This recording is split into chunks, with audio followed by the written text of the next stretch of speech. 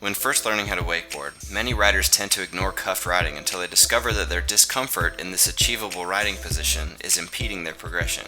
In this video, we will explain the benefits and physics behind the cuffed riding position, along with step-by-step techniques to help you get there.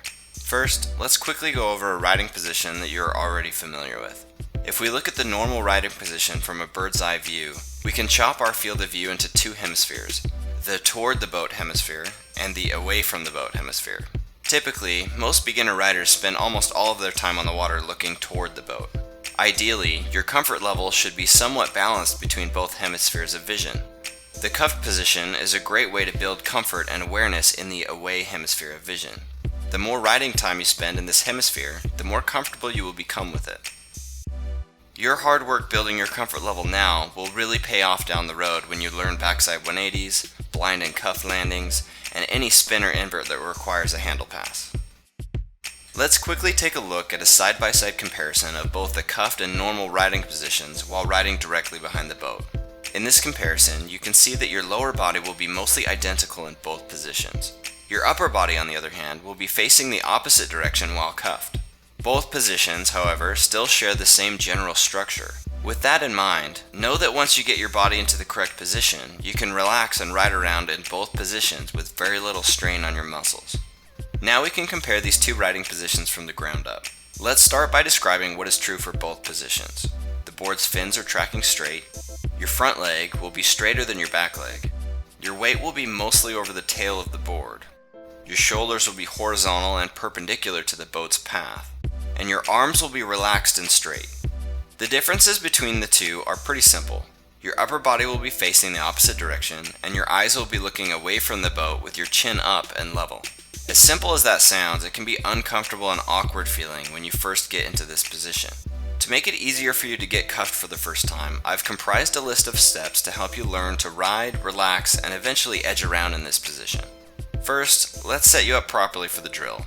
Slow the boat down to a comfortable sliding speed, typically between 12 and 18 miles per hour, depending on the weight of the rider. This slower speed is important because some riders may unintentionally turn the board into a slide or fall forward over the nose on their first few attempts to ride cuffed. You will also want to let the rope out pretty far at first, typically around 75 or 80 feet if your rope is that long. This extra length is beneficial in two ways. The wakes are further apart to allow for more lateral movement, and the line tension is less sensitive, which will come in handy while you're trying to get the handle. Now that you're all set up, let's get cuffed. Ride in the middle of the wakes with two hands, palms down on the handle. Move your hands as far apart as the handle allows. Let go with your back hand.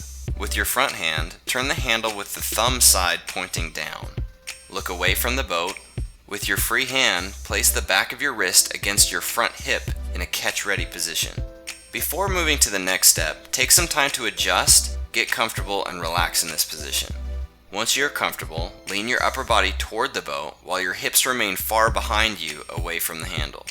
Then, without bending your arm, bring your upper body away from the boat over the tail of the board. This motion advances your lower body toward the boat. Notice how I do not need to use the muscles in my arms to bring the handle to my other hand. Instead, I bring my hips into the handle and bend at the waist. This allows my arms to remain relaxed while the handle effortlessly enters my reach. This should be a fluid motion, void of any yanking on the handle with your arms. Thinking about advancing your shoulders toward the boat and then oppositely away from the boat will allow you to keep your arms relaxed and straight throughout this drill. As you advance your lower body toward the boat and begin leaning your upper body over the tail, rotate the handle until it becomes horizontal with the back of your wrist aimed at your hips. Once the handle is in reach, grab the handle with your free hand. You should now have both hands on the handle with both palms up. At this point, your shoulders should be level with the horizon and perpendicular to the boat's path. This shoulder position puts you in the strongest position to resist the tension in the line.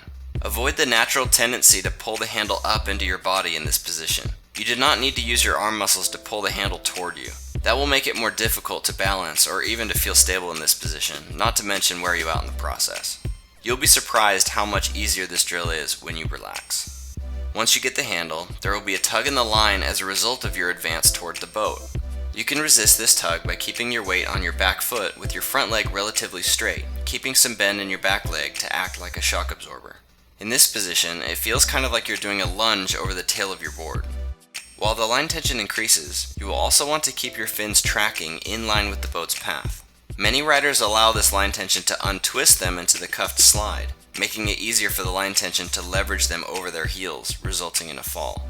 Now that you're successfully riding in the cuffed position, keep your chin up, your eyes looking away from the boat, and relax. Now you're ready to take this to the water. Once you're comfortable, you can begin carving around in this position, learning the cuffed slide, riding switch cuffed, ollieing cuffed, riding blind, and so on. The possibilities are endless. This position will benefit you for the rest of your experience on a wakeboard. Not only is the cuffed position found in every handle pass, it is also a landing option for about half of the tricks that you will learn as you progress in the sport.